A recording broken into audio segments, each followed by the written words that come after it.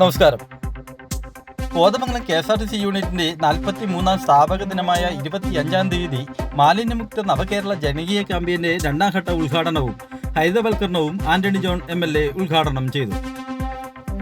Digital wall Kothamangalam Mar Thoma ചെറിയ പള്ളിയുടെ 340-ാം പെരുന്നാളിനോടനുബന്ധിച്ച് ആശംസാ പോസ്റ്റർ, ലഘു വീഡിയോ, ഓണക്കാലത്ത് മികച്ച കളക്ഷൻ കൈവരിച്ച ജീവനക്കാരെ ആദരിക്കൽ, Saint Augustine's girls higher secondary school Kothamangalam KSRTCയിൽ നടപ്പിലാക്കുന്ന അഗസ്റ്റിൻസ് ബ്ലൂം പദ്ധതി, തെക്കിനി കൃപ ആയുർവേദ കേന്ദ്രം നടപ്പിലാക്കുന്ന herbal garden, Vimalagiri public school നടപ്പിലാക്കുന്ന പച്ചക്കറിത്തോട്ടം, തിരുവനന്തപുരത്ത് നടന്ന ട്രാൻസ്പോർട്ട് എക്സ്പോ 2025-ൽ മികച്ച റീൽസ് ചെയ്ത റീമ രാജഗോപാലിനെ ആദരിക്കൽ, ശോഭനേച്ചർ പദ്ധതിയുടെ ഭാഗമായി ശോഭന പബ്ലിക് സ്കൂളിലെ കുട്ടികൾ വരച്ച ചിത്രം കൈമാറൽ, ഹോട്ടൽ ആൻഡ് റെസ്റ്റോറന്റ് അസോസിയേഷൻസ് KSRTCക്ക് സ്പോൺസർ ചെയ്ത് നൽകുന്ന android TV, lions club of Kothamangalam east and Kothamangalam greater club KSRTCക്ക് നൽകിയ ശീതീകരിച്ച വിശ്രമ മുറിയിലേക്ക് TV, Y's Men's Kothamangalam starts KSRTC Kothamangalam യൂണിറ്റിന് ഹൗസ് കീപ്പിംഗ് ഡിപ്പാർട്ട്മെന്റിലേക്ക് നൽകിയ ക്ലീനിംഗ് കിറ്റ്, കോതമംഗലം യൂണിറ്റിലെ ഹരിതവൽക്കരണ പ്രവർത്തനങ്ങൾ, college of engineering and arts MPITS college Nellimattam,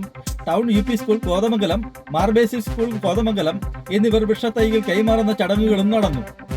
നഗരസഭ വികസനകാര്യ standing committee chairman KN Naushad അധ്യക്ഷത വഹിച്ചു.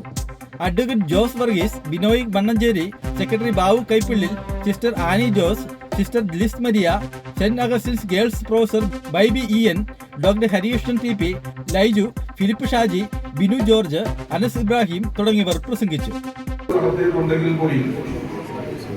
കഴിഞ്ഞ കുറെ നാളുകളായി നിരന്തരമായി ഒട്ടേറെ എന്നോളം ഓരോരോ പരിപാടികൾ ഈ യൂണിറ്റുമായി ബന്ധപ്പെട്ടുകൊണ്ട് സംഘടിപ്പിക്കുകയാണ്.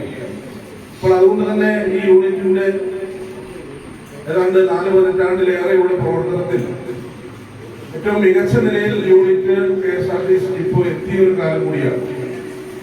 അത് KSRTCയുടെ മാത്രം ഒരു നേട്ടമായി ഞങ്ങൾ ആരും കാണുന്നില്ല. അത് പൊതുസമൂഹത്തിന് വലിയ പങ്കുണ്ട്.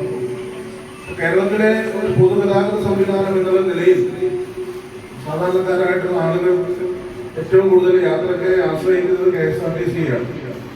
അപ്പോൾ അതുകൊണ്ട് ഈ ഒരു പൊതു സംവിധാനം നിലനിൽക്കേണ്ടത് സമൂഹത്തിന്റെ കൂടി ഒരു ഉത്തരവാദിത്തമാണ്, നിലനിർത്തേണ്ടത്. നേരത്തെയൊക്കെ ഒരുപാട് പ്രതിസന്ധികൾ നമുക്കറിയാം. മാധ്യമങ്ങളിൽ എന്നും KSRTCയുമായി ബന്ധപ്പെട്ടുകൊണ്ടുള്ള വാർത്തകൾ നിറഞ്ഞിരുന്നു.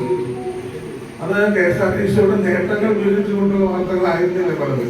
അതാണ് നമ്മൾ പ്രത്യേകമായി കാണേണ്ടത്. KSRTC കടന്നു പോകുന്ന അല്ലെങ്കിൽ നേരിടുന്ന വലിയ പ്രതിസന്ധികളെ സംബന്ധിച്ചുള്ള വാർത്തകളായിരുന്നു പ്രത്യേക മാധ്യമങ്ങളിൽ നിറഞ്ഞു നിന്നിരുന്നത്. അത് ശമ്പളം മുടങ്ങുന്നു, പെൻഷൻ മുടങ്ങുന്നു, അതോടൊപ്പം തന്നെ ഡിപ്പോകളുടെ പൊതുവായ ഒരു സാഹചര്യം, ബസ്സുകളുടെ അപര്യാപ്തത, ഒട്ടേറെ പ്രശ്നങ്ങളുണ്ടായിരുന്നു.